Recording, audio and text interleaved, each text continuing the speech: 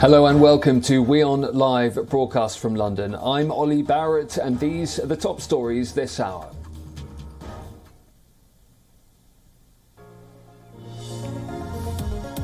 A day after British Prime Minister Boris Johnson denied he'd lied to Parliament about a lockdown-breaking party, Mr Johnson could face a confidence vote from his own MPs within hours if they go ahead with attempts to remove him.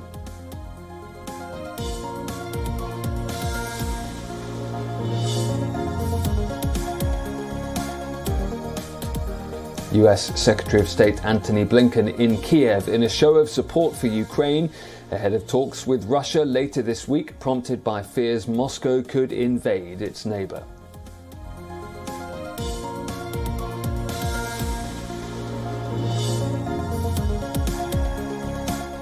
A Russia-led military contingent completes its withdrawal from Kazakhstan after unrest in the Central Asian state.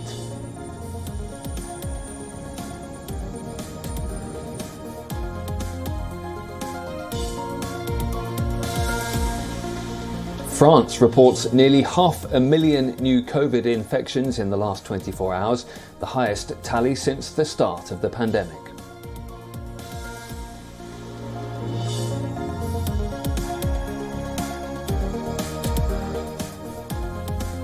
The United Nations confirms the past 7 years have been the hottest on record and says 2021 temperatures remained high despite the cooling effect of the La Niña weather phenomenon.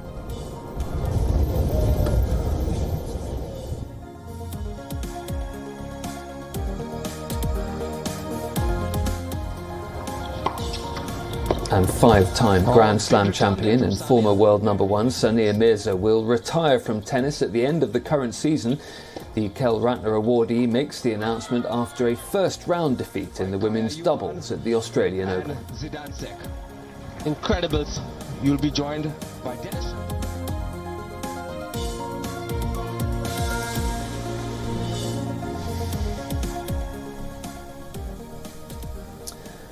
And we'll start in the UK, where minutes from now, Boris Johnson will be grilled in the House of Commons at the weekly Prime Minister's Questions session.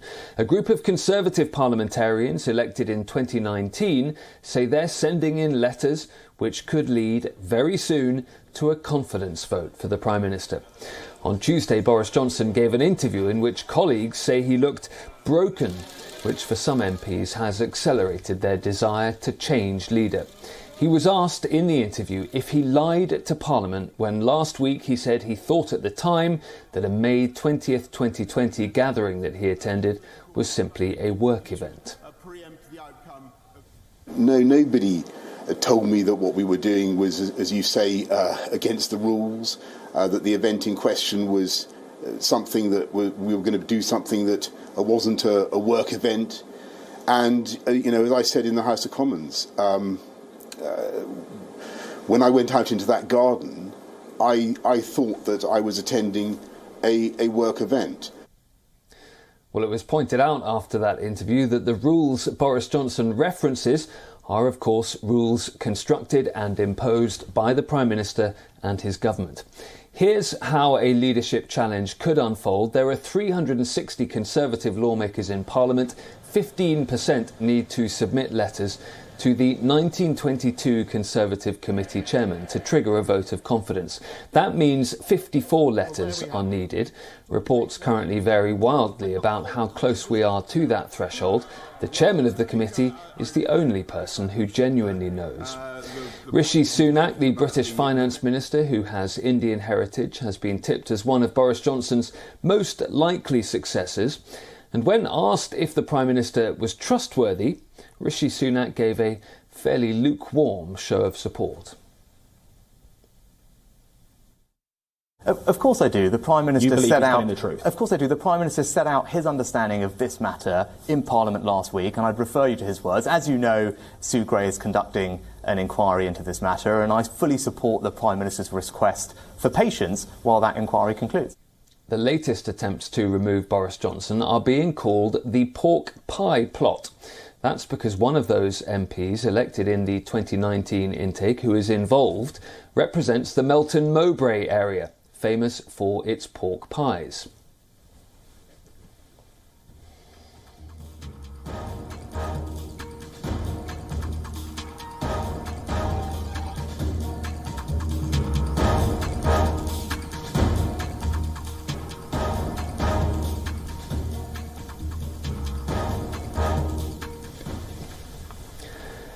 Boris Johnson does have something of an opportunity today, though, to try and launch a fight back. Not only that weekly Prime Minister's question session we've already mentioned, he's also due to make a statement to the House of Commons in which we expect him to announce that many, if not all, current so-called Plan B COVID restrictions can be removed as soon as next week.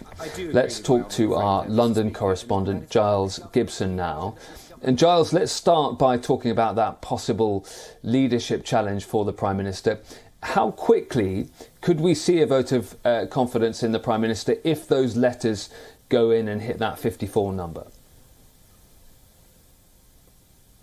Well, Ollie, the only person who really knows exactly how close we are to triggering that no confidence vote, how many letters have been sent in by Conservative MPs, is of course Graham Brady, the chair of the 1922 committee. But if at some stage in the coming days we get to that point where more than 54 Conservative MPs have sent in their letters, then things could actually move pretty quickly. We could see a no confidence vote taking place within 24 hours perhaps of Graham Brady making that announcement. It's really worth noting here, Ollie, that if that does go ahead, and if Boris Johnson, the British Prime Minister, survives that no confidence vote, if he wins enough support from Tory MPs in the UK Parliament, then the rules of the 1922 committee are that there cannot be another no confidence vote for at least a year after that. So we are not going to see a scenario where Tory MPs who want to get rid of Boris Johnson just keep trying to trigger no confidence votes over the course of the coming weeks. Just a little bit of historical context here. We had, of course, back in December 2018, then British Prime Minister Theresa May, also a Conservative Prime Minister, faced a no confidence vote when she was in the middle of those really fractious Brexit negotiations. She did manage to survive that no confidence vote, but then she ended up resigning just a few months later in the end. OK, when it comes to today, the Prime Minister does have this opportunity to try and win some of his MPs round. Yeah, he's got an opportunity to really go on the attack. He is going to be speaking in Prime Minister's questions in just a few moments' time. Of course, the flip side of that is that you're going to have Keir Starmer, the leader of the opposition Labour Party, really going on the attack against Boris Johnson after these latest claims from Dominic Cummings, formerly a very close aide to Boris Johnson, saying that Boris Johnson did indeed know that he was going to a party rather than just going to a work event back in May 2020. Boris Johnson will then be moving on at 12:30 local time here in London to talk about the coronavirus pandemic. We are expecting an announcement, perhaps the announcement that they are going to lift Plan B restrictions, which were brought in after the Omicron variant arrived in this country. This is all potentially part of something that's been reported in the British press, this idea that there is something called Operation Red Meat going on in 10 Downing Street right now. So the Prime Minister and his closest aides rolling out policies that are designed to really please backbench Tory MPs who are perhaps right on the edge, sort of at the point of tipping over and sending in their no confidence letter to Graham Brady, the chair of the 1922 committee. So that operation reportedly going on inside 10 Downing Street right now, trying to build up support for the Prime Minister inside his own party. And give us some context here, Giles, because you mentioned that leadership challenge against Theresa May, the previous Conservative Prime Minister, but she didn't have a thumping great big majority in Parliament like Boris Johnson won back in 2019. So how big a turnaround is this politically for him? This is just a complete 180. If you think about it, it was just over 2 years ago that we had Boris Johnson winning that election here in the United Kingdom, breaking down what's known as the Red Wall in the north of the country, these seats that have been sitting in Labour hands, in the opposition Labour Party's hands for decades and decades in some cases. Now you have the situation where members of Parliament who were elected in 2019, many of them from those Red Wall constituencies, from those constituencies that had been in Labour hands in some cases for their entire existence, you have those MPs reportedly meeting on Tuesday to discuss moving against Boris Johnson and sending in their letters to Graham Brady, the chair of the 1922 committee. The argument here is that a lot of these MPs, having just won those seats after they'd been in the hands of Labour for so long, just don't think that they have very much support. Their support in the local community really fragile, and they're concerned about Boris Johnson's unpopularity, perhaps just dragging down their own popularity when they go to the polls eventually for the next election. OK, finally, Giles, as you've been explaining, it's still an if when it comes to whether Boris Johnson does get removed as leader and therefore as Prime Minister. But if he does, who's next cab off the rank? Is it Rishi Sunak? Well, Rishi Sunak is certainly the name that is being bandied around here in London. He has said that he believes Boris Johnson when he says that he believed that he was going to a work event in 10 Downing Street back in May 2020. But he's also repeatedly said in interviews that we need to wait for Sue Gray, the senior civil servant who is investigating the claims of multiple parties and events in 10 Downing Street over the course of the pandemic. He said that we need to wait for her to file her report and complete her investigation. So that does perhaps show a little bit of a chink, a bit of a gap between Rishi Sunak and Boris Johnson. And the other name that's really been bandied around a lot is Liz Truss, the British Foreign Secretary. The issue for her that she is actually travelling to Australia this week, to the other side of the world, to meet with Australian counterparts and talk about foreign policy and defence issues. So that will put her in a very tricky position if we do get to those 54 letters submitted to Graham Brady and then a no confidence vote moving forward. It would be very tricky for Liz Truss to try to sort of corral her troops, to try to build up support for a potential leadership bid if she's over on the other side of the world. OK, Giles, thank you. And do stay tuned to WION. We will keep you up to date on all that's going on in British politics. It could move very fast.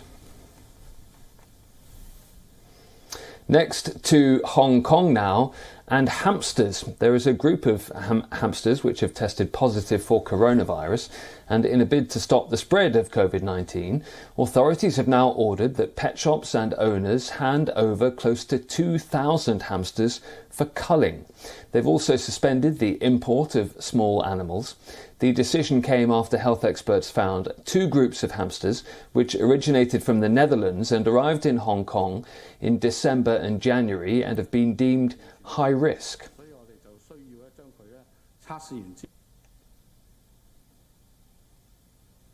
另外咧，漁護署咧亦都會即時停止所有細小哺乳類動物，包括倉鼠嘅進口。同時咧，亦都會檢討咧呢一類動物進口香港嘅檢疫要求。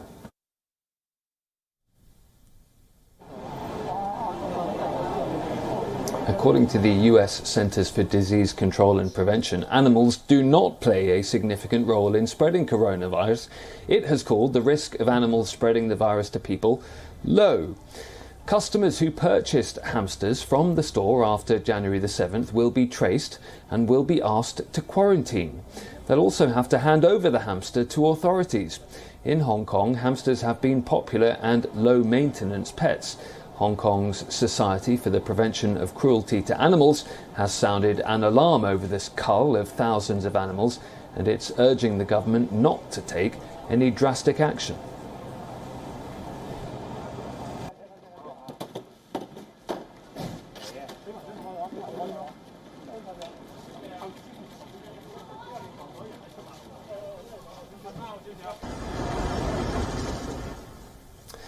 Well, let's check in with the World Health Organization and where it sees the current state of play with the COVID-19 outbreak. According to the WHO chief, the pandemic is far from over as the Omicron variant continues to sweep The World. Speaking during a briefing in Geneva, the WHO chief Tedros Ghebreyesus said there are 18 million new COVID-19 cases that were reported just in the last week. He says the number of deaths remains stable, but some 45,000 fatalities from the disease are still being registered worldwide every week, he says. Although the Omicron peak appears to have passed in some countries, Tedros is warning that no country is out of the woods yet, he says.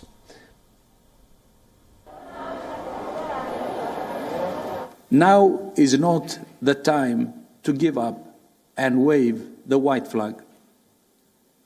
We can still significantly reduce the impact of the current wave by sharing and using health tools effectively and implementing public health and social measures that we know work. The UN Health Agency chief warns against dismissing the Omicron variant as mild. It has spread like wildfire around the globe since it was first detected in southern Africa in November. It's more contagious than previous strains. It does seem to cause less serious disease, but Omicron is causing hospitalizations and deaths, and even less severe cases are inundating health facilities with so many infections coming in a short period of time. Tedros says there is an urgent need to remove pressure building on health systems, especially in countries that have low vaccination coverage. Omicron may be less severe, on average, of course, but the narrative that it is mild disease is misleading, hurts the overall response, and costs more lives. Make no mistake, Omicron is causing hospitalizations and deaths, and even the less severe cases are inundating health facilities. The WHO is calling for greater vaccine distribution. Its head of emergencies has said that if huge inequities in vaccinations and medicines are addressed quickly, the worst of the pandemic could be over this year. Only 7% of the African population, for example, is fully vaccinated, compared to over half of the world's total population. Africa CDC Director John Ngakasong has pointed at the collapse of global cooperation, as he sees it, and solidarity with Africa over the last 2 years. Over half the world's, if we look at the population of the world in total, over half of the world's population has received 2 doses of vaccine. But if we look at in Africa, in our African regional office states, only 7%. So the reality is that the world is moving towards a 70% goal. The problem is we are leaving huge swathes of the world behind.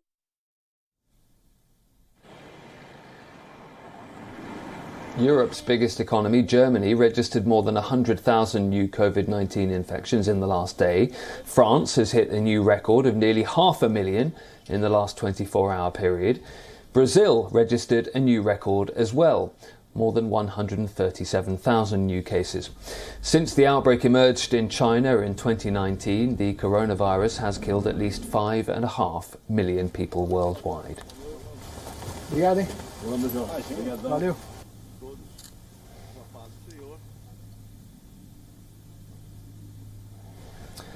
Now, after that violent volcanic eruption which triggered a tsunami in Tonga, the initial damage assessment is underway, but it's still very difficult because of disrupted communications to Tonga. A tsunami crashed ashore over the weekend, killing at least 3 people and demolishing homes. The government's issued its first public statement after the disaster.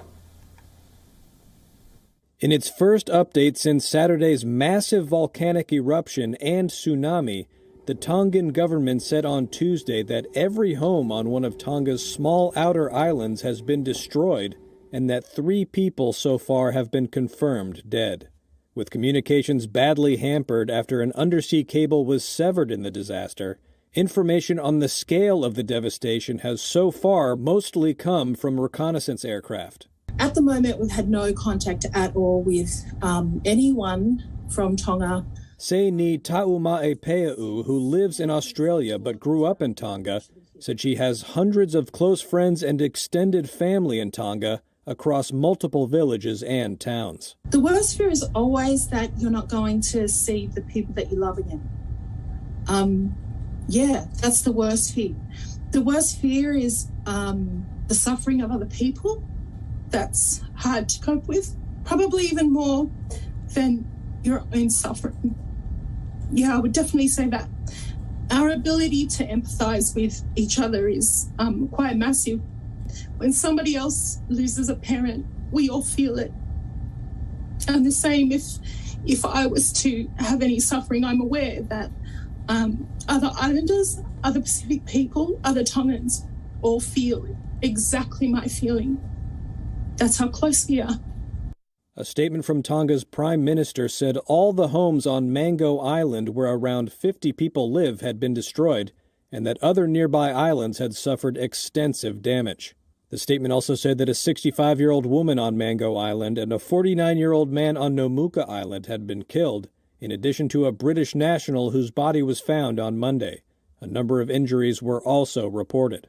New Zealand sent a Navy ship carrying personnel, equipment, and supplies to Tonga on Tuesday, and officials said another would follow. Australian authorities on Monday said their initial reports suggested no mass casualties. Some breaking news out of the UK, by the way. We've just had word that a Conservative MP, Christian Wakeford, is announcing he is defecting from the Conservative Party and joining the Labour Party, so further pressure being heaped on Boris Johnson. Moving to Italy and politics there, the country is soon going to choose a new head of state. And for 85-year-old Silvio Berlusconi, his bid to become president is looking increasingly unlikely. He's led 4 governments as prime minister, but his CV does include a conviction for tax fraud and scandals over sex parties while he was in office. Silvio Berlusconi. He has been, of course, very controversial. He has been condemned. He has been excluded from parliament. Is emerging from the shadows to become a central figure in Italy's presidential discussions. Berlusconi believes he is one of the most important persons, possibly the most important historical figure in Italy. The Italian parliament will convene on January 24th to begin voting for a new head of state. And center-right parties have confirmed they want the embattled former prime minister as their candidate. But could he really make it? This is what Berlusconi is looking for. He's looking for an applause, for the recognition by Italy of his importance. Giovanni Orsina is a professor of history at Luis University in Rome. I think on the whole it is rather unlikely. If he were anyone else but Berlusconi, I would say it's 0%.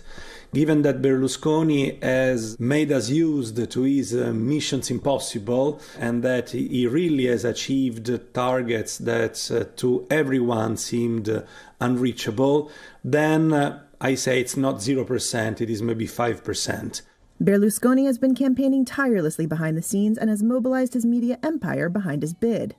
The 85-year-old and former 4-time prime minister potentially stands in the way of current PM Mario Draghi. Italy's center-left Democratic Party has categorically ruled out backing the billionaire media tycoon, and the anti-establishment Five Star Movement, which has the largest number of parliamentarians, has echoed that sentiment. On the streets of Rome, support is mixed. Allora, secondo la mia opinione, se vince Berlusconi...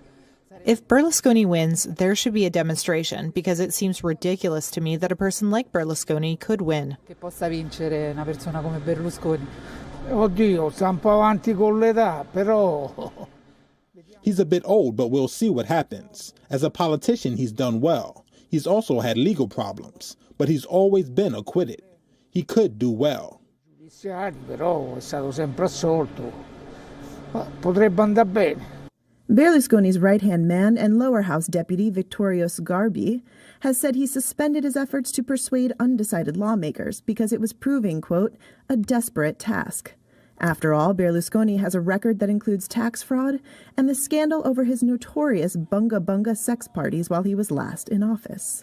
I mean, who can be surprised of anything that Berlusconi does? Berlusconi, as I said, is a person that has demonstrated in time to be able to do things that no one else would dare do. And we're ending the bulletin with a California-based adaptive skateboarder who's found freedom and a passion for sports in her wheelchair. We'll leave you with that story. Do stay tuned to WION World is One.